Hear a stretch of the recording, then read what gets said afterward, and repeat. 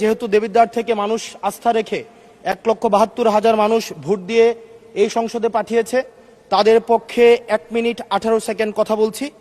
আমার দেবিদ্বার থেকে চান্দিনার একটা রাস্তা আছে, যে রাস্তা দিয়ে 2 লক্ষ মানুষের যাতায়াত। মাননীয় স্পিকার, লক্ষ মানুষের যাতায়াত হলেও এই রাস্তাটা মাত্র 12 ফিট, অর্থাৎ 2টা সিএনজি একসাথে 2টা ক্রস করতে পারে না।